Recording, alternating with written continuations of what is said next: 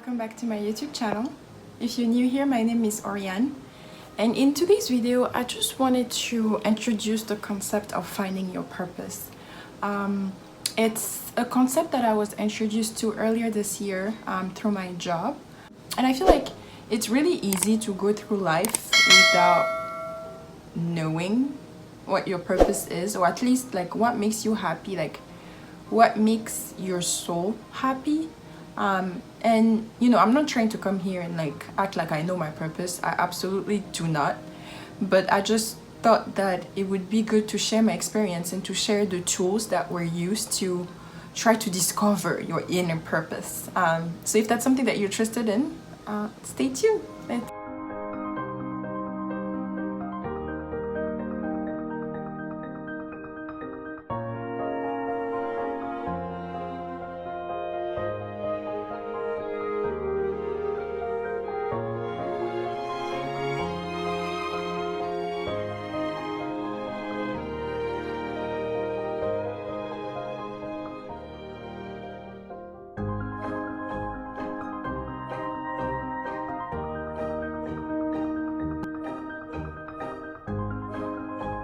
The first story was about, you know, describe a time or, you know, something in your childhood that brought you the most joy. And it's weird, but the first thing that came up to my mind was when I was a child, I loved playing Monopoly. I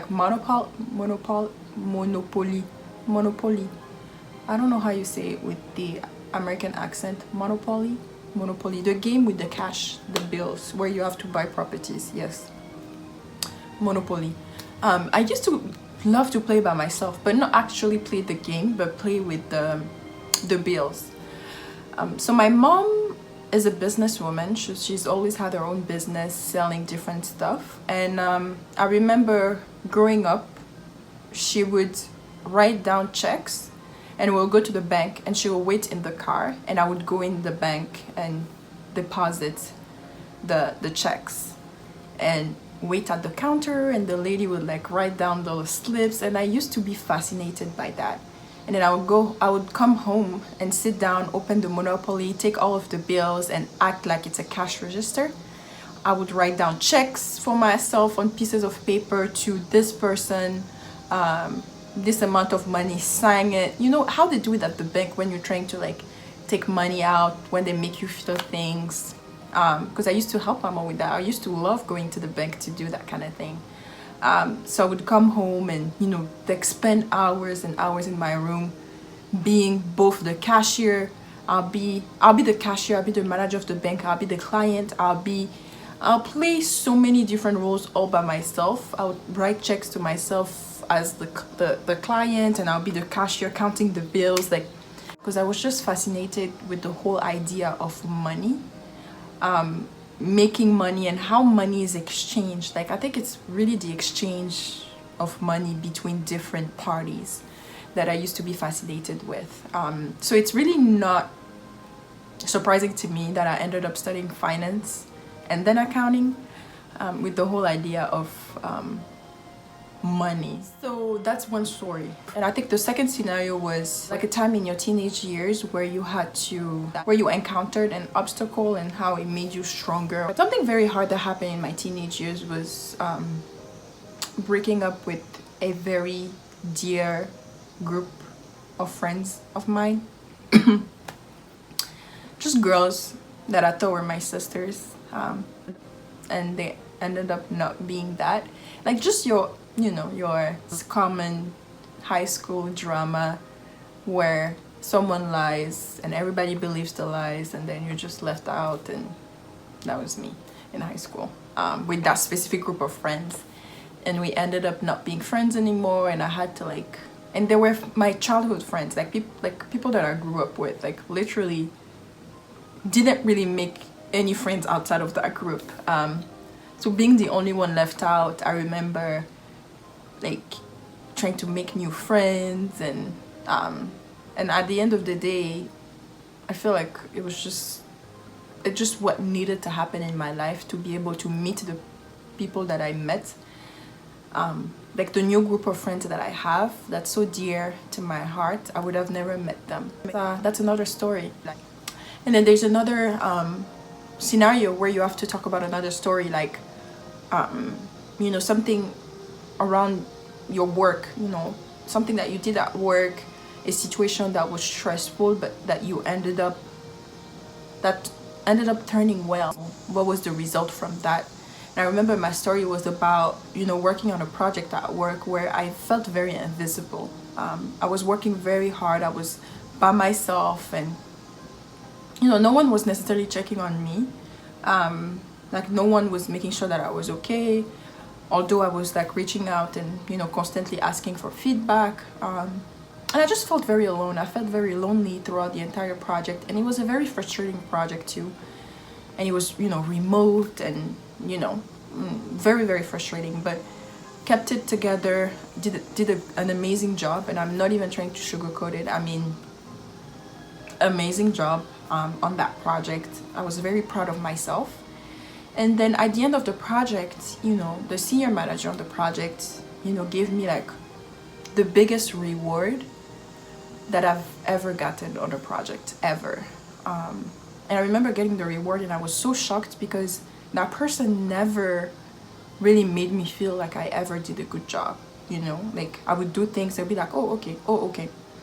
And you know, I pointed out to, like when I got the reward, I pointed it out to her and I was like, wow, like thank you so much. Like I had no idea that you felt, because that person wrote a message on the reward, and I was like, wow, like I didn't know that's how you felt. Like I even thought at time I wasn't doing a good job, and he was like, listen, like I'm sorry, maybe I should have checked on you, but like you never made it seem like you made things so smoothly that I never ever felt the need to check on you. Like things were going smoothly and things like that, and inside of me I was like, yeah, that's not an excuse for not checking. But like it just made me realize that sometimes you think that you're invisible or that you're not being seen, but you know, at the end of the day, you know, your work is being seen and your work is being valued. And it goes around maybe having the passion, the patience, and you know, being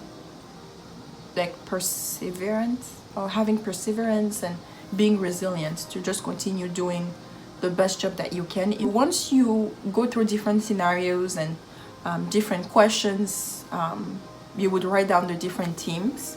So me, my themes were, you know, again, being persistent, display resilience, cultivate curiosity with the Monopoly game, you know, see who people are on the inside with my group of friends thing, and things like that. So once you write all of that together, then you have to come up with a very first draft of what you think your purpose is. What are some common themes that you see? And for me, it was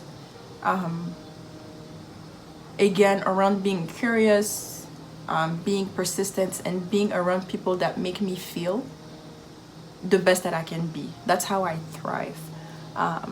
So my first draft of my purpose statement was to cultivate curiosity so that we can all feel empowered to become the best versions of ourselves. And you can see that through my stories, right? I'm a naturally curious person. Like I always try and, like, if there's a new thing that's coming out, like I'm gonna try it. Like I'm very, very curious, and I like to be around people that are as curious as me, or at least like put that on them, like make them curious, like develop their curiosity. I feel like that really resonates with me because all I do is try to become a better version of myself. You know, the different means and ways that I do that, they don't always work, but I do know that I'm always working on myself as much as I can. It's not always easy, and it's something that I'm very conscious of all the time. But you can't be perfect, right? So you can only strive to be better than yesterday. Wow, that was deep. That was very deep. You can only try to be better than yesterday.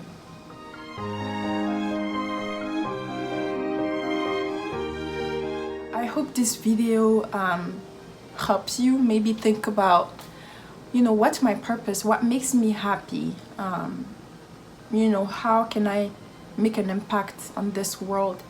And you know, for me, even through my YouTube channel and the content that I post online, you know, I feel like I'm always trying to like put my foot out there, like make sure that when I'm not here anymore, like there would be something that would remind the world that I was there before. And through, you know, content creation or writing or, you know, the job that I do, I really hope that I'm remembered through the things that I do, that I did. How I cultivated curiosity around me, how I helped people become the best versions of myself, of themselves. But it really starts with making sure that I strive to be the best version of myself. You know, you have one life after all, so you know, you might as well make the best of it and start finding, you know, what truly makes you happy. And for me, I haven't found that yet. I feel like there's a lot of things that make me happy, but I haven't found the one thing that truly makes me feel complete. And you know, maybe there's not one thing, maybe there's a lot of different things, but I do hope that I find every single one of them. Yeah, well, that's it for today, guys. I hope you enjoyed this video and you enjoy spending a little bit of time with me. Thanks for watching. As always, like, subscribe, share, and I'll see you in my next video. Bye.